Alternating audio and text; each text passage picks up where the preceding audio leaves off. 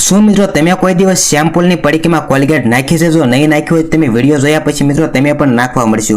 હા, ખરેખર તમે પણ મિત્રો શેમ્પૂમાં મિત્રો કોલગેટ નાખવા મળશે. તો સૌથી પહેલા મિત્રો તમારે શેમ્પૂ લઈ લેવાનું છે અને શેમ્પૂને મિત્રો તમારે સીધી કાપી લેવાની છે. કાપ્યા પછી મિત્રો તમારે કોઈ પણ કોલગેટ નાખવાની છે. એવું નથી વ્હાઇટ પણ ચાલે ને ક્લોઝઅપ રેડ હોય એ પણ ચાલે. તો મિત્રો તમારે કોલગેટ નાખ્યા પછી મિત્રો તમારે થોડી વાર પછી મિત્રો કોલગેટને નાખીને મિત્રો એક સળી લઈ લેવાની છે અને સળીની મદદથી મિત્રો આ કોલગેટને તમારે હલાવવાની છે. જ્યાં સુધી મિક્સ ન થાય તમારે હલાવતું રહેવાનું. આના મિત્રો ઘણા બધા એવા ફાયદા છે. એ ફાયદા જાણીને મિત્રો તમે તો શોકી જશો. હા, અને ખરેખર મિત્રો આના ઘણા એવા ફાયદા છે. મિત્રો વિડીયો જોયા તમે પણ મિત્રો શેમ્પૂમાં મિત્રો કોલગેટ નાખવા મળશે. જરૂરથી મિત્રો તમે પણ શેમ્પૂમાં કોલગેટ નાખવા મળશે. તો મિત્રો આના એવા ઘણા બધા મોટા ફાયદા પણ છે. તો મિત્રો તમારે આ સળીની મદદથી મિત્રો તમારે શેમ્પૂને હલાવતું રહેવાનું છે. હલાયા પછી મિત્રો તમારે ઈનો લેવાનો છે અને ઈનોને પણ મિત્રો તમારા પડીકીમાં થોડોક ઈનો નાખી દેવાનો છે.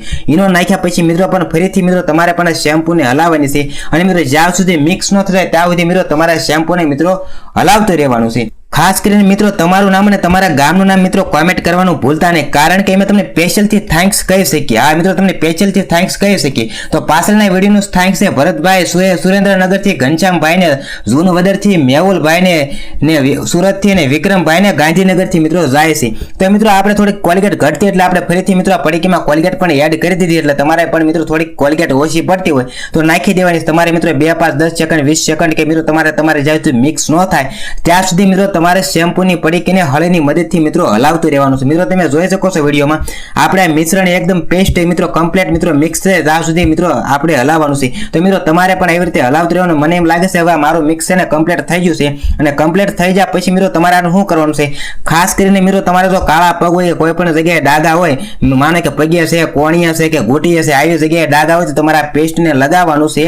અને મિત્રો આવી રીતે લગાવ્યા પછી મિત્રો તમારે પેસ્ટને છે ને તમારે થોડા હળવા હાથે તમારે પોતાના હાથે મસાજ કરવાનો છે. તમે જોઈ શકો છો મિત્રો અમારા પગ થોડા કાળા છે તો મેં પેસ્ટને લગાડી દીધું છે આ શેમ્પૂમાં કોલગેટ નાખી અને એને ઈનો નાખી. તો મિત્રો આવી રીતે મિત્રો તમારે ઘૂંટી છે કે પગ છે કે હાથની કોણીઓ છે એવી રીતે જગ્યાએ જો તમારે કાળું પડી જાય તો આવી રીતે મિત્રો તમારે લગાવીને હળવા હાથે મિત્રો તમારે આનું મસાજ કરતું રહેવાનું છે.